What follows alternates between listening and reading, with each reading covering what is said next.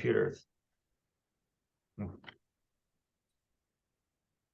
Hey, good morning, everybody. Welcome to the Maker of the Mix podcast. I'm Jeff Gerard, and Caleb Lawson's here, and he's on a remote location. Yeah, I'm remote today.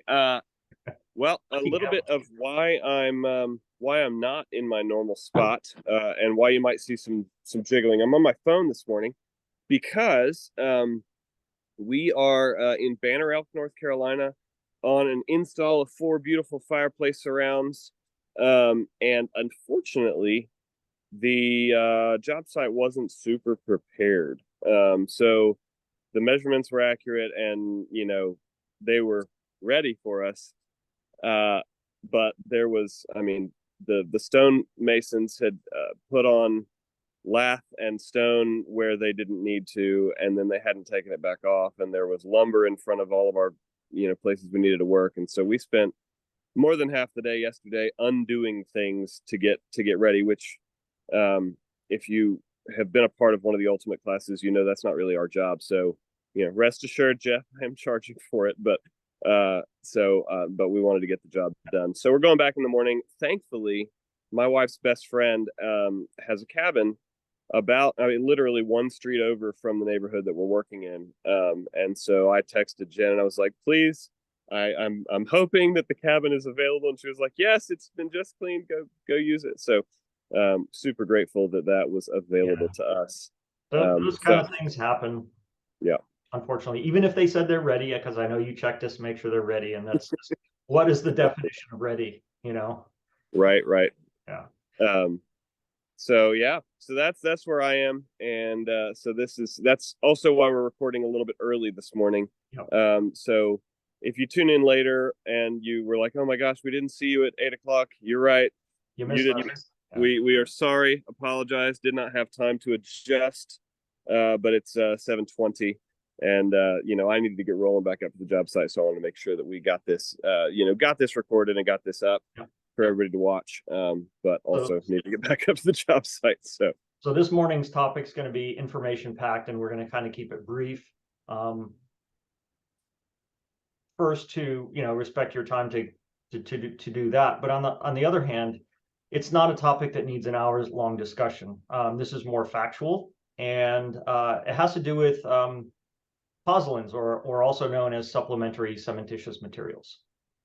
So I know we all have experience using concrete that's made with them. And what I want to do is take a broad overview of talk about, and I've said this in class, I'm going to repeat this again here, and go into a little bit more detail. What are they? Why do we use them? Why do we care?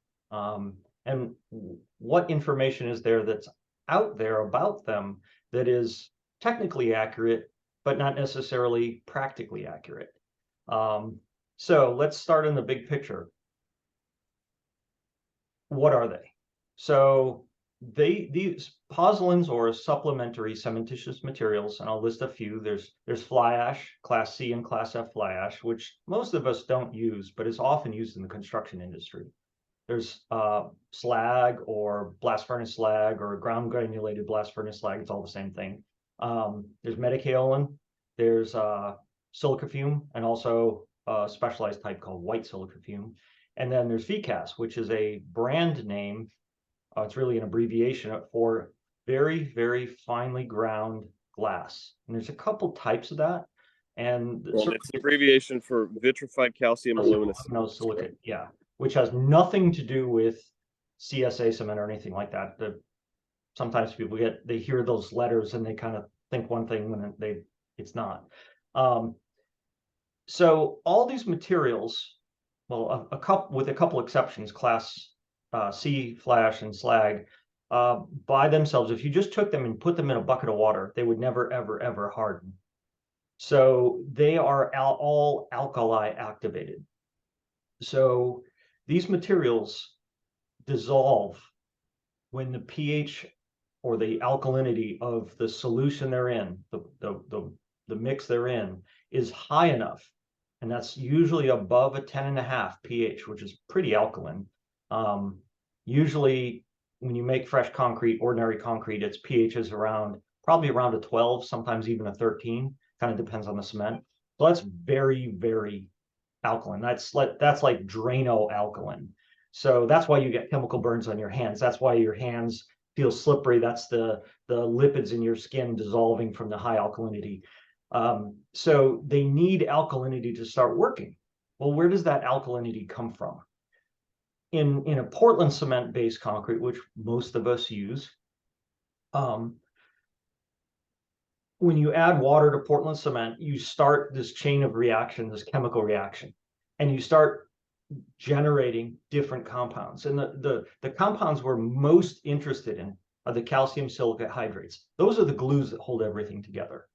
And there's two flavors. There's an early one and a late stage one, but combined, they are what bind everything together. They are what we think of as the cement.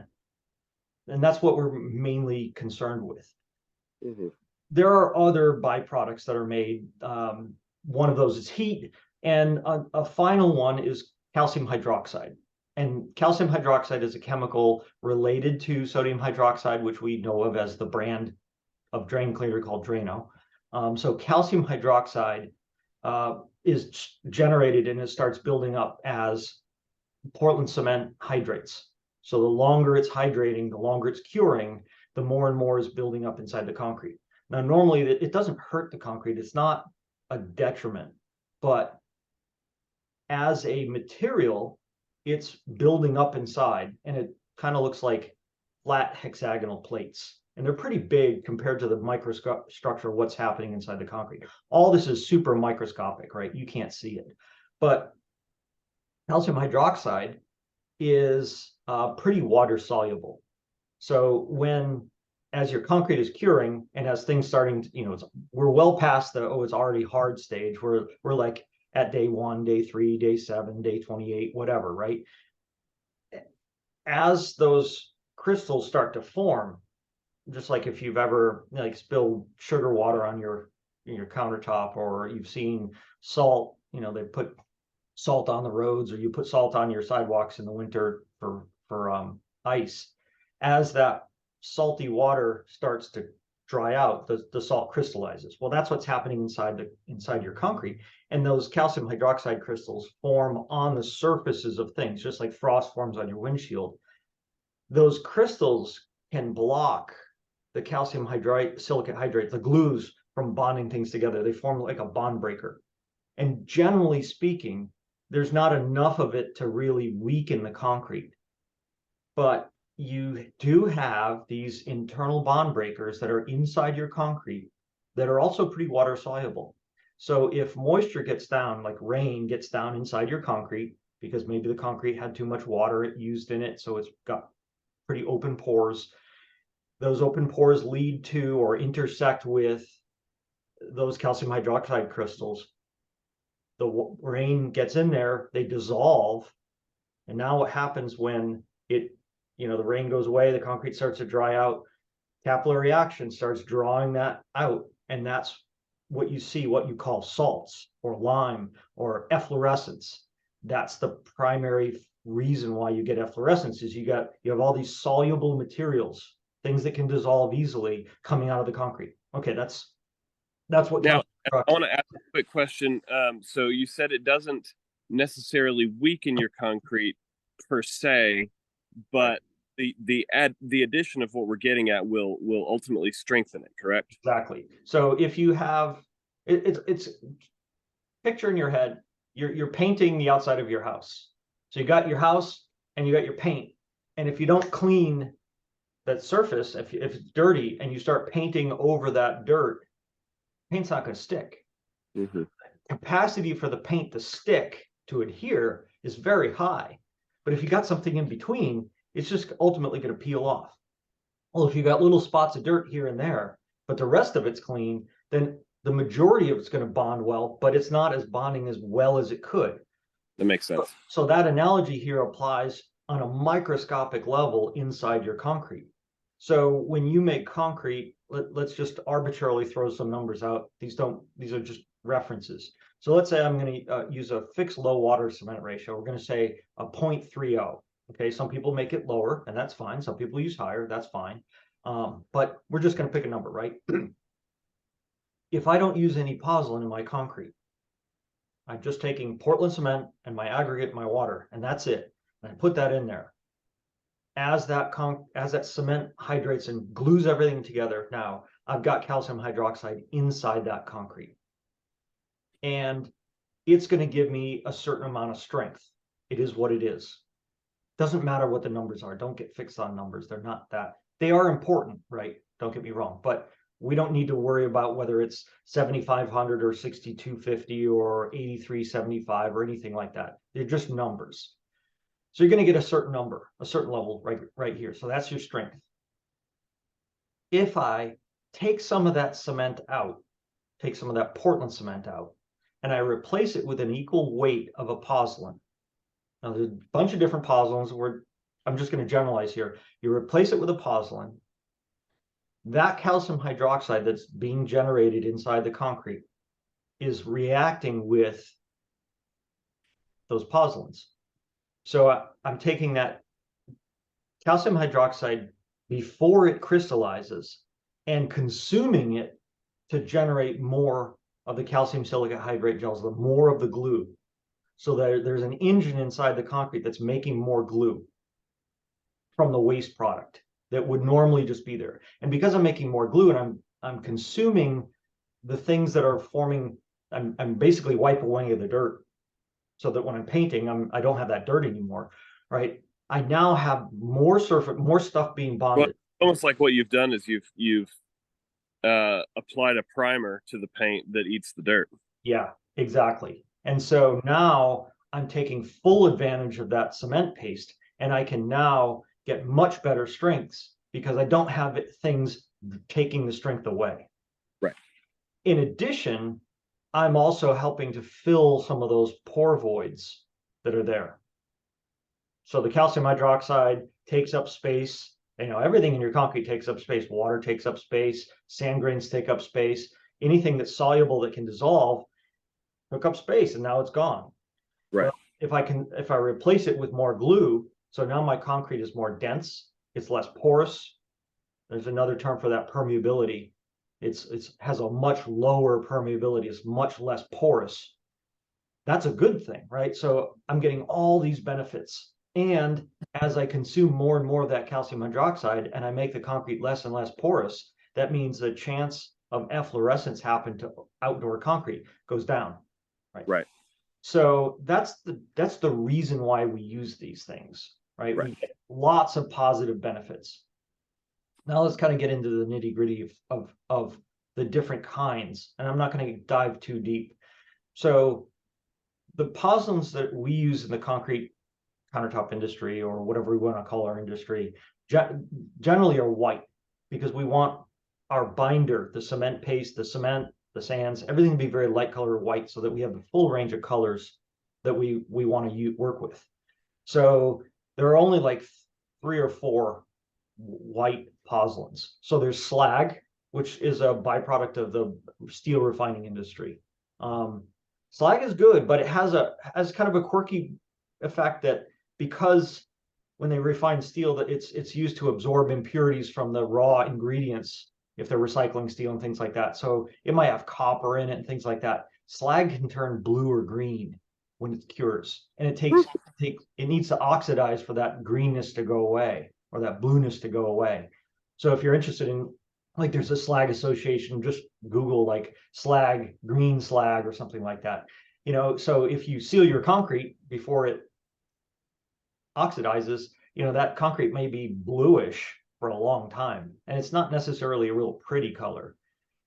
So that kind of keeps a lot of people from using it, but that doesn't mean everybody doesn't use it. It's a recycled product, so it's a fantastic thing to use. Fly ash comes from burning coal, and there's tons of it, and it's a very, very common pozzolan used in the regular construction industry to replace cement. So cement's the most expensive ingredient in ordinary concrete, and if you can replace it with a waste product that's basically free, that's a good thing. Fly ash doesn't react very quickly. You know, it takes a long time for it to do its thing. And in the ordinary construction phase of, you know, you pour something and you might not have to start building something on that or with that concrete for a month or two. It's no big deal. But for us, we work in days, not months. So we're real sensitive to time. And Right. fly ash, being a waste product, can range in color from like a light beigey gray to black because of all the carbon from it's soot. Basically, it's leftover. It's not soot, but it's leftover from burning coal. So generally, most people don't use that.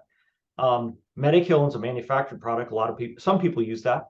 It was very, very popular in the concrete countertop industry probably about 15 years ago. And it's an extremely reactive, gives great strength. I guess you could say its downside for some folks is it tends to make your concrete thick and sticky, real sticky. So if those are the kind of characteristics you're looking for, Medikiln is a fantastic, and a dose of like 5 to 10% is fantastic on that. So another one is white silica fume. So white silica fume is a byproduct of refining a special kind of steel. Normal silica fume comes from refining steel from blast furnaces, and it's literally the fumes that come off the open hearth blast furnaces. And normal silica fume is like dark, dark gray. It looks like mill scale on hot rolled steel. And that's extremely reactive. It's a very, very good pozzolan, but of course it's dark gray, so you're limited in colors. The kind of cool thing about white silica fume is it tends to be pretty white, either pure white or sort of a grayish white. It's a little bit harder to find. It's a little bit more expensive, and it has some positive and negative characteristics. Silica fume, you have to be very, very careful of how you cure your concrete. It does not like to dry out, so you can have problems. So it's well known in the concrete industry by concrete professionals that the curing phases for white silica fume or silica fume in general has to be paid attention to. So it tends to be used in precast plants where they can do very careful, controlled curing. You just don't. Well, and certainly, we hope that if any of you watching who are artisans are using, what we would consider at this point to be common sense curing practices. I mean, covering your concrete and, all of those things, making sure that you're not just leaving it out to dry out in your shop. Yeah. Yeah. That's very important. And we've talked about that, and we've talked about ways to manage that. And we're not going to get back into that here. No, I'm just So the pozzolan that I prefer to use, it's not available to everybody, is VCAS. So this is very finely ground post-industrial glass from the production of glass insulation before they color it, and other forms of glass, not like window glass, not flint glass, not bottle glass. Those types of glass have high sodium contents, which is not the best for your concrete. It can cause some issues. So this glass is very low sodium pozzolan, and it's very reactive. I've done over a year's worth of. There are pozzolans that are made with other glasses and things, though, correct? From I've used some in Australia. I've used some in other states where they take ground bottles, and I've read a lot of research. I researched everything, read technical papers and things that are freely available on the internet. So you too can, Google stuff and read for yourself. So it's not like I'm gatekeeping the information. It's out there. It may be a little hard to understand, but it's out there. There have been lots of research of using recycled glass because so much glass is used, and why landfill it? Not everything can be, remelted, especially if you have commingled glass. Ultimately, when you have brown glass and green glass, you can't make clear glass anymore. And there's only so much brown glass and green glass or brown glass that's desired. So, well, if you can grind it up and turn it into a powder, you can use it in your concrete. It's not a bad thing, right? Usually high sodium powdered glass pozzolans have clumping issues. That's what I've observed. Anyway, all these have different chemical makeups, right? And you can look on, like, they have usually it's a combination of calcium as their base, calcium, aluminum, and silicate. So like glass, VCAS, calcium, aluminum, silicate, and the proportions of those three prime elements in the pozzolan forms is called a ternary diagram. So it looks like a little triangle. And instead of having like okay, it's all of this or all of that, and you're somewhere on that spectrum. It's three-sided. It gets a little complicated, but like silica fume is like all silica. There's no aluminum in it. There's no calcium in it. And metakaolin tends to have more calcium and aluminum in it.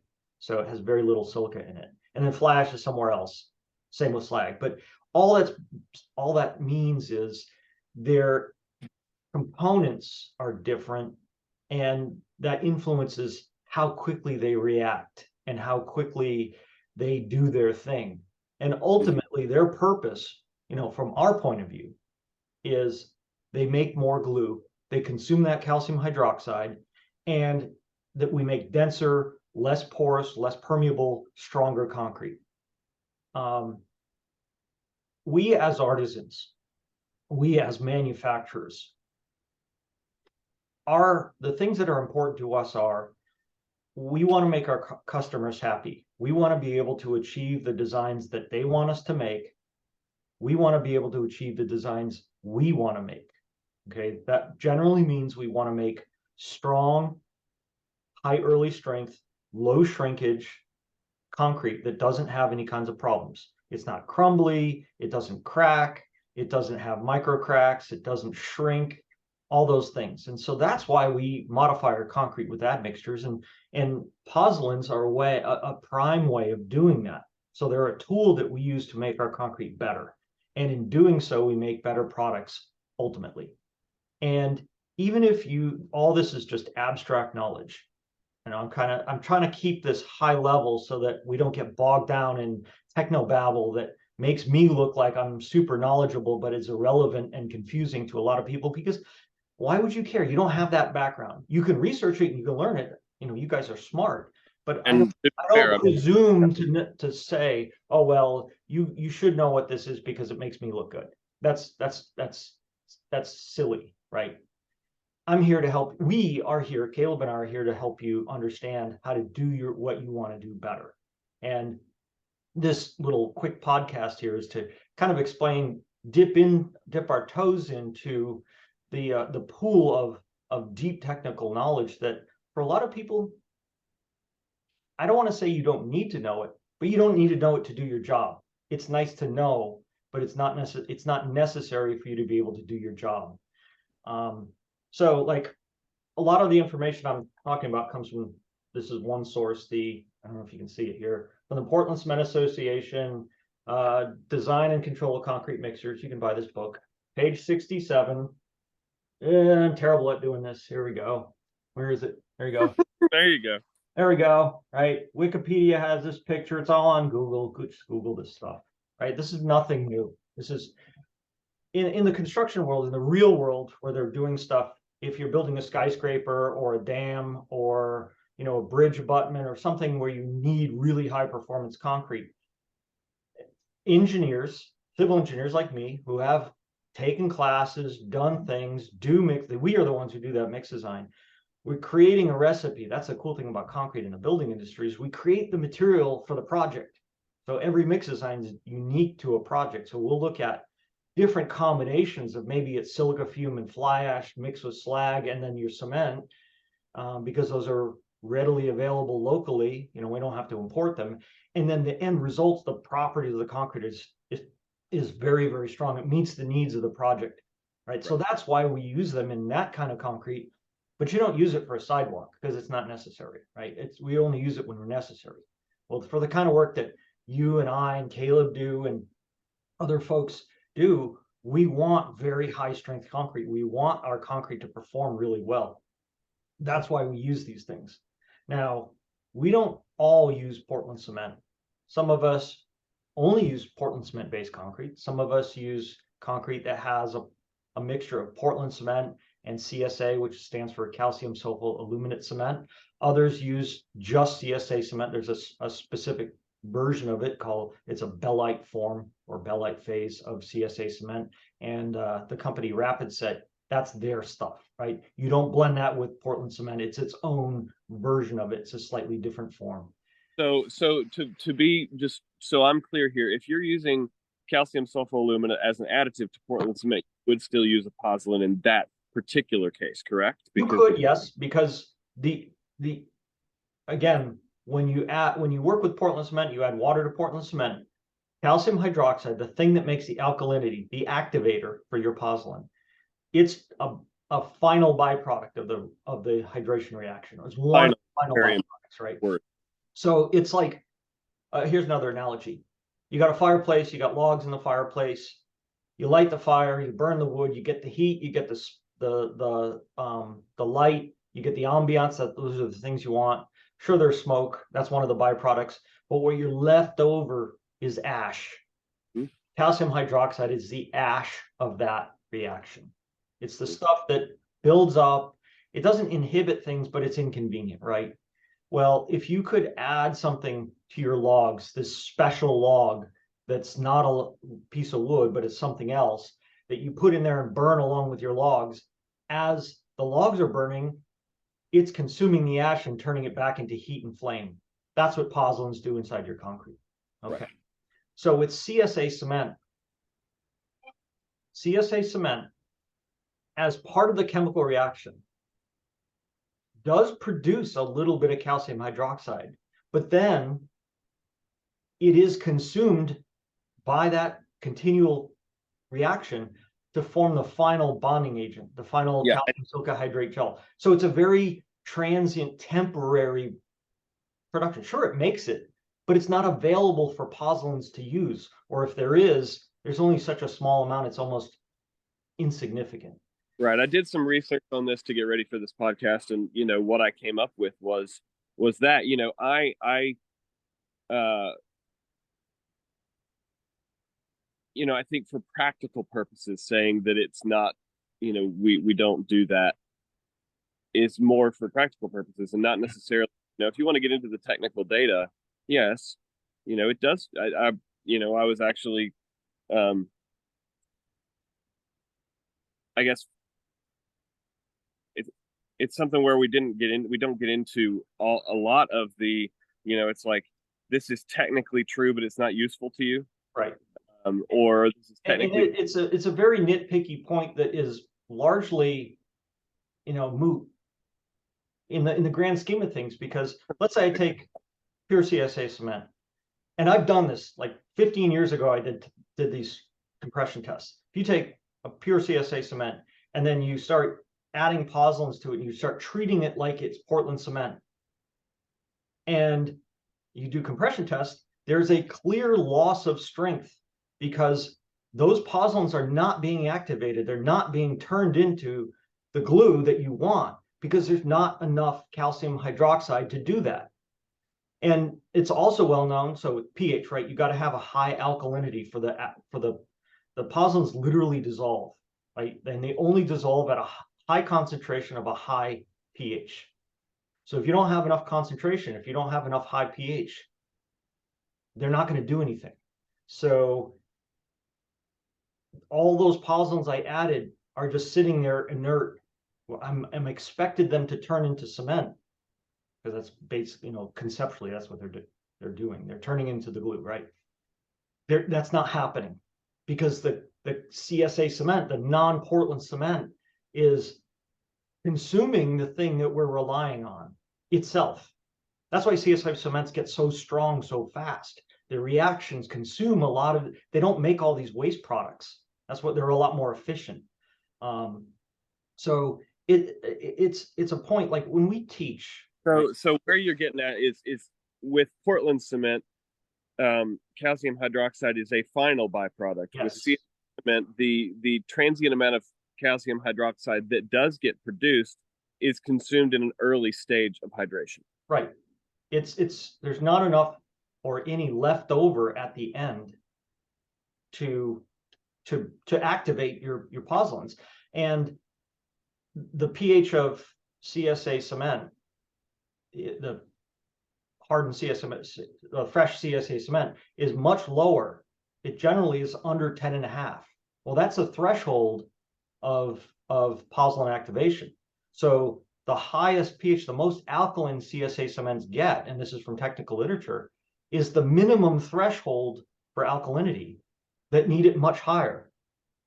So it's like, yeah, it's a very nitpicky thing to say, sure, they make it, but it's not, there's not enough to do anything.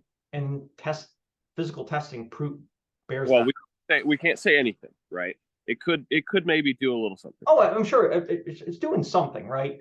But is it enough compared to Portland cement? No, it's not, because it's being consumed by itself. Right. Um,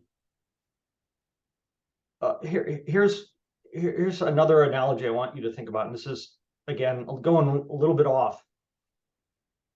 I've got a light bulb and a battery and a switch. Okay, a flashlight, if you will. So if the switch is off, nothing happens. I turn the switch on, circuit's closed, light comes on. Okay. Mm-hmm.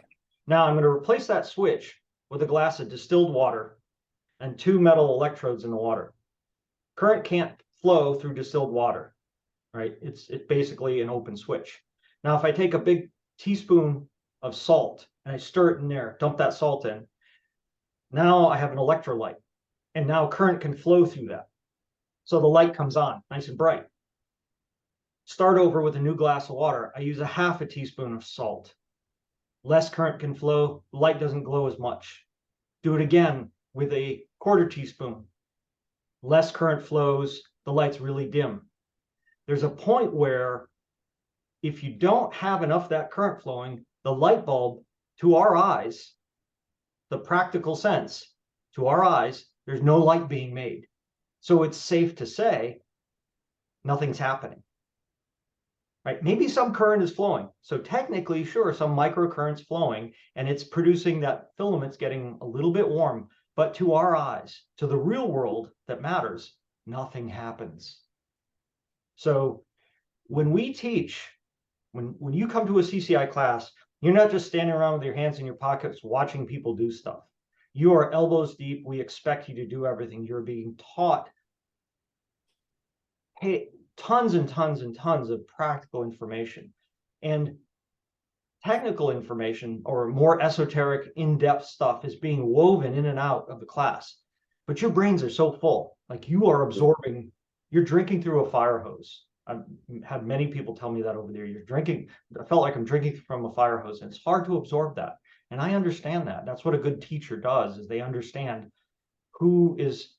what their students can absorb, what they can take away from this, what's important for What they can use going forward. I mean, that's one of the biggest focuses is like, yeah. Yeah, we want to give you a foundation, kind of a bedrock to build your business on. And, I think there are some really cool techniques out there that we don't really delve into that you can get into later once the foundation is built properly. And, and in class, we don't get super nitty gritty into what mix you should use, because ultimately that's going to be a personal choice. You should, I said this on a sealer question this morning on Facebook. Somebody was asking what sealer should they use, and there were a bunch of people that chimed in, and Jeff, I know you chimed in, and Tom Fisher chimed in, and a couple others chimed in, and I think the answer that Tom gave was essentially, a lot of us are vendors, myself included, so take it with a grain of salt. And my, kind of reaction to that was, I mean, super, good on Tom for saying that. Absolutely. That's wonderful. And two, like, here's what I use, but you should buy. I mean, I advised the guy. I was like, you should buy several different sealers. Yeah. You should use them exactly as the manufacturer recommends that you use them. Follow every instruction, do it to a T, let them fully cure to the manufacturer specifications, and then test them yourself. Yeah. And I say the same thing about mix designs. I've landed on the mix design I use over, years of testing. And, is this practical? Is this, does it come down to a cost point that makes sense for my business, but I don't want to cut cost just to cut cost. Right. Does it work for that? Right. Does it meet all of these criterion, right? Of, does it get hard? That's kind of important. And then, how flexible is it day one? Am I risking a crack by flipping it over day one? How dense is it? When the customer knocks on it, I do want them to hear a sound. I want them to feel like it's solid. So that's a factor, and so there's all sorts of factors that over the years I've kind of eliminated mixes from my repertoire, Absolutely. because I've tested them. And so if somebody asks me what mix should I use as the burgeoning artist, I'm not going to just blindly recommend you something because I use it. Like, here's what I use, but please go buy all of them Right. Try them and all. test it for yourself and see which one you like the best. So kind of getting back to and tying back into this, one of the mixes we use in class, we just did a big event where we cast this 16-foot table with double 8-foot cantilevers. We used rapid set cemental, right? A lot of people use it. I like it. It's convenient. You buy it at Home Depot. It's relatively inexpensive. It's incredibly strong. I have a lot of experience with it, and I count on it. And does it have downsides? Sure. Do I use Pozzolans with it? No. Do I tell people don't use Pozzolans with it? They don't work. Well, getting back to the Pozzolans don't work in CSA cement because CSA cement consumes whatever calcium hydroxide is generated by that reaction. It consumes a fair bit of it. How much? I don't know. All I know is from my own personal tests that not enough calcium hydroxide is left over to activate the pozzolans that I add thinking they're going to work, and they don't. So instead of going off on a very technical tangent and getting down in the weeds of, well, they do work, but only a little bit is activated, but I can't tell you how much, and it depends on the pozzolan you're using, all those little specific exemptions, you're already lost, right? Again, coming back to as a very experienced teacher with a lot of experience and a lot of technical knowledge, I have to look at what is the person receiving this information? What do they need to know? What are they capable of absorbing? What is going to be useful to them that they can remember? So I can go on a half an hour, lecture on the chemistry of cement and what could and could not happen, kind of like what I'm doing now. Or I could just say, look, if you're going to use this product, you're going to use Cemental, let's say, don't use Pozzolans. And it's much easier to remember that they don't work. As sure, I'm oversimplifying, but it's a practical thing. So you can be technically accurate or you can be practically informative. And for a lot of folks, all they need to be is practically informative, and they're relying on our expertise and our professionalism and our wholehearted sincerity to want to be helpful and give you real, unbiased information that we're not just pulling out of thin air to push our own agenda. It's like, look, these are the things we use. This is how they work. This is why. Like the tagline of CCI is, it's not just how, but why. Why is the hardest question to answer? How is easy. And that's kind of one of the differences we like to come from is, you ask us a question, why? We'll let you know. And if we don't know, we're going to find out. Well, and I think too, the thing is, if you don't trust what we're saying, if you think that we're being deceitful or whatever, like go test it, make yourself some of this concrete and test it for yourself. Do the, if you want to dig in. And that's one of the things I dug in, right? Because I wanted to make sure that I wasn't misinforming people, because that's super, super important to me, that if I tell somebody something, I'm honest. Right. I want to give people who come to CCI classes, people who ask me questions, I want to give them the best practical information I can, with the most accuracy I can and the most honesty. Most honesty being 100%. That gives them a leg to stand on, a foothold to be successful in this industry. And so, I get super concerned that the information I'm giving is accurate and correct. And so I really, really dug in. And that's what I found in my research as well. Not that, Portland Cement Association doesn't know what they're talking about. Right. But I was encouraged, and I would encourage you, watching to research it for yourself. The technical data and the white papers and all of that are out there. And, it's a little bit weedy. You have to like really kind of slog through some of the technical data. But, that's what we talked about today is exactly the information that I came up with in my own independent research in addition to this. And so, yeah. Yeah. And I've had the good fortune of, I learned this, gosh, when was this? 1986. That's when I learned it in school. So yeah, I mean, learning about the material you're working with, I think is good. I think it's important to understand what's actually happening. The more you can master the material, and we've said this in prior podcasts, the more you can master the material you're working with, the more you can do better things with it, the more confidence you have in your material. But also, the more you understand, the more you can sort the wheat from the chaff and well, and something that I would add, Jeff, as we kind of wrap up, and I do need to run here shortly.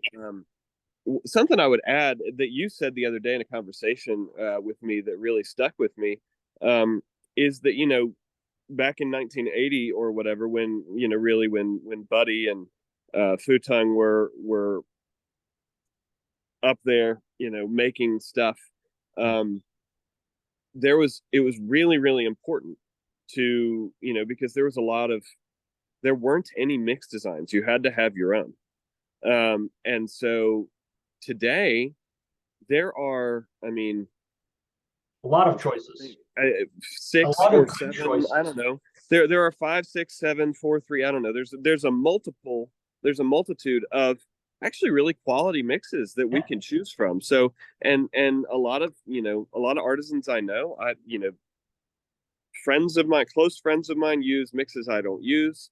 I know offhand 3 or 4 different people that use 3 or 4 different mix designs, and they all make really good concrete. One of my best friends uses one of the Buddy Rhodes blended products, and it's not the GFRC mix, and he makes really quality concrete. And I use the Alpha line, and I like to think that I make really quality concrete. And so, and there are plenty of others out there. There's and we could name them all off for sure, but there are 5, 6, or 7 really high quality mix designs that if you buy them and you use them the way they're supposed to be used, then you're gonna end up fine. Right. And so CCI has always been, we try to stay objective and not push an agenda, and certainly not force you to buy a certain product line or do anything like that. And I don't want to get into like product development or anything like that, because in the end, what we make and how we make it is just as important as what we make it with. So you can do a lot of things with different mixes, interchanging them. And every mix has subtle differences. Maybe this one's easier to hand pack, and that one's easier to make flowable, and this one sets up a little quicker, or this one has different characteristics, or that one smells different than another one, whatever, right? They're all slightly different. It's like cars. Like, you can get into any car in a parking lot randomly, and as long as you can get it and drive it, it's going to take you where you want to go. But they're all going to feel different. They're going to handle different. They can do different things in terms of pickup truck can carry more sheets of plywood than a convertible can, but they all will transport you from A to B. So if your minimum requirements are to just do something, you could probably close your eyes and pick anything. But as you get more and more specialized, it kind of behooves you to understand what's going on inside your concrete. But that also means that there are still have good choices. You always have multiple choices. There's no one perfect mix for everybody for every application. And pozzolans are a core ingredient in all of these mixes. And I just wanted to share this kind of technical background information with you. What are they? How do they work? Why do we use them? And when do we not use them? Again, if you're blending Portland cement and CSA cement, which is something that I don't care to do because it's like, why bother? But some people do, right? They have good reasons to. then sure, add a pozzolan, because the Portland cement's going to be generating the calcium hydroxide the pozzolans need. But in a straight CSA cement like Cementol, don't use them. They're sure maybe a 0.5% of your pozzolan gets consumed and helps, but the rest of it doesn't. And we're using the higher dose, 5, 10, 15, 20% sometimes. So the rest of it becomes inert, stays inert, and doesn't really help anything. So in practical sense, that's where that, don't use CSA cements, don't react, because they consume most of it. We got off the track. I don't want to go on this anymore. I know you got to run.